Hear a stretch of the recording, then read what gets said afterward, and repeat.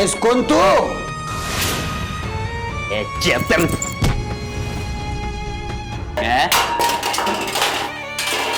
ती वाट वाट वाट वाट लावली आणि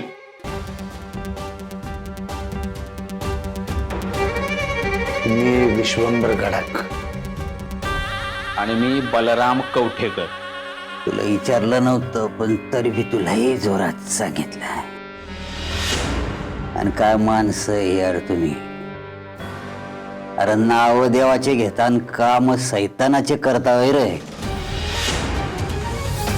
अरे माझ्यासारख्या भल्या माणसाला उचलून आणलं तुम्हाला लाज नाही वाटत का रे?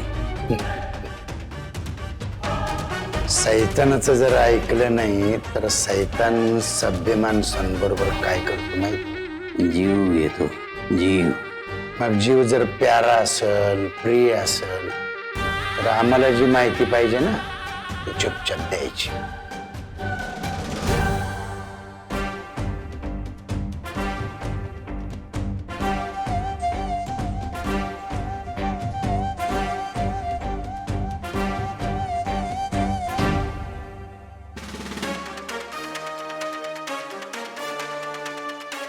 मी निघते. थांब.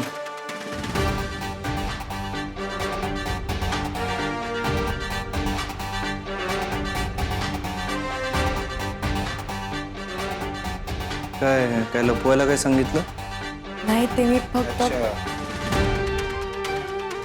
घरच्या गोष्टी चव्हाट्यावर आणतेस. परक्या माणसांसमोर बाजार मांडायच नसतो घरचा. अर्जुन, मी फक्त पेढे आणले होते. त्यांना फक्त म्हणलं की मी आणलेच सांगू नका.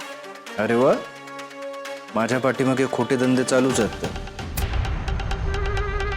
वशिले बाज. अर्जुन काय बोलतोय? खरं बोललं की टोचलं ना? नाही टोचलं. मला आज खरंच मनापासून कौतुक वाटलं तुझं. खरंच खूप अभिमान वाटला तुझं म्हणून आणलं. नाही हे सगळं चांगलं आहे, पण मग फडकेंना खोटं बोलायला का सांगितलं? तू खोटा आयडियास तेवढं ठीक आहे, इतरांना नको खोटं बोलायला. अर्जुन प्लीज.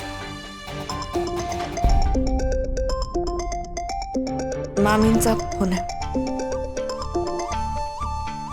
हा मामी बोला. हो मी येतेच आहे घरी आता. बरं एक काम करा, तुम्ही मला यादी द्या, मी येताना आणते सामान. हा. कसली यादी?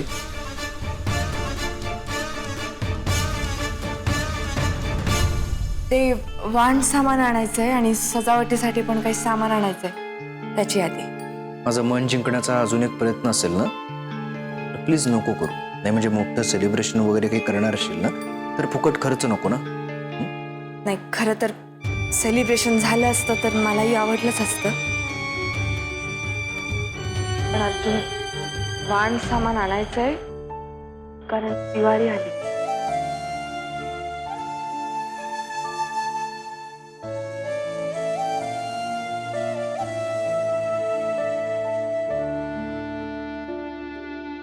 भीमाबाई खोपडे हे नाव कुठं ऐकल्यासारखं वाटतंय.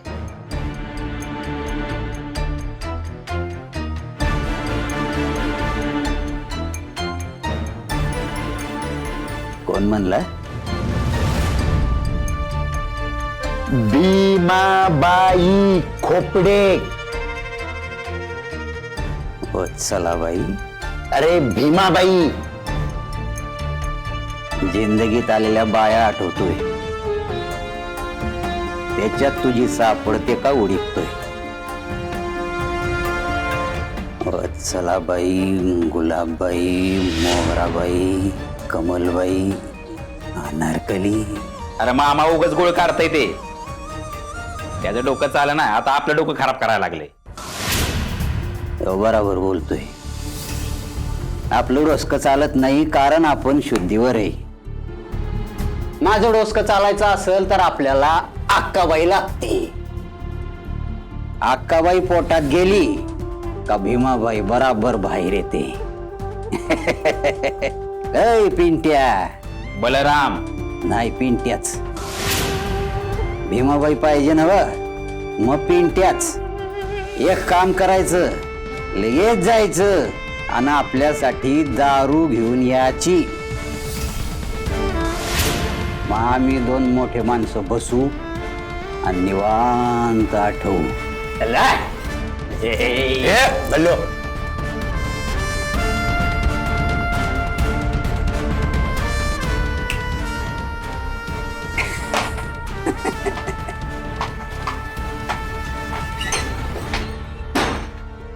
भीमाबाई,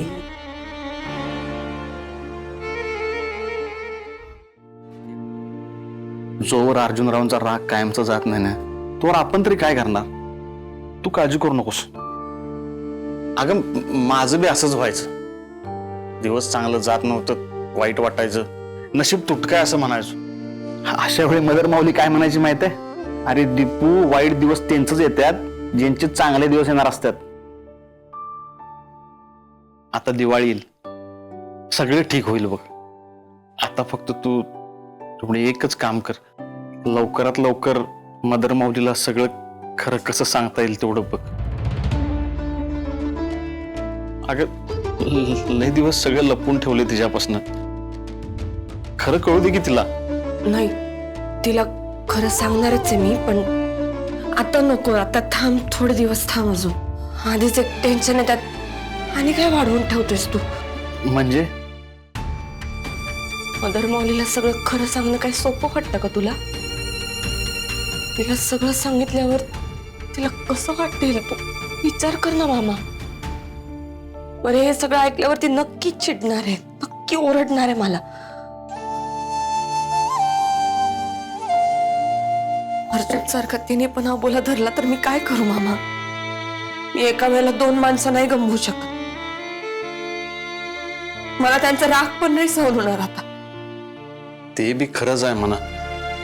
खरं ताईला सांगायला तर पाहिजे ना.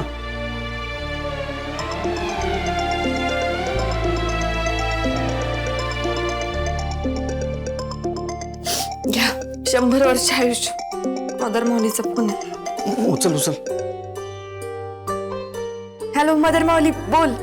काय मदर माऊली, गेलीस की तिकडचीच झालीस वय? तिकडची म्हणजे? अगं तिकडची म्हणजे कामाकडची. हा, नाहीतर माग आपली मदर माऊली आहे, तिला फोन करावा, चौकशी करावी, असं काही नाहीच. अगं मदर माऊली, ते काम होतं ना, मग राहून गेलं बघ. सावे काम काही रोजच असतात, पण आपल्या माणसाला थोडा वेळ दिला की जरा आनंद होतोय. तुला एक विचारू? हा, बोल ना. तुला माझी आठवण नाही का येत? मदर माऊली, अगं असं का विचारतीयस? काही नाही, जाऊ दे. सावे, उद्या दिवाळी आहे. प्रत्येक दिवाळीला तू माझ्या जवळ असतीस, आणि ह्या वेळी तू येणार नाहीस ना? असं का वाटलं तुला? अगं म्हणजे आत्ताच तर 2-3दा येऊन गेलीस, त्यात तुला कामाचा लोड, ये मिळत नाही, आणि अशात तू परत येणार होय? आणि देव माझ्यावर एवढा खुश असेल का माझ्या आनंदात भर पडेल? जाऊ दे, तू बरी आहेस ना? हो. मग झालं तर अजून काय पाहिजे मला?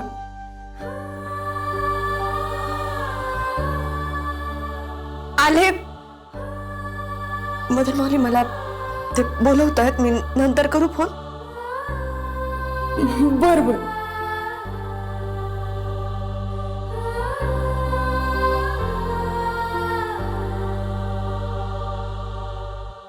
एक सौ, संध्याकाळची वेळ आहे, रडू नकोस. सणावारच्या दिवसात घरात रडायचं नसते, हसत खेळत राहायचं असते.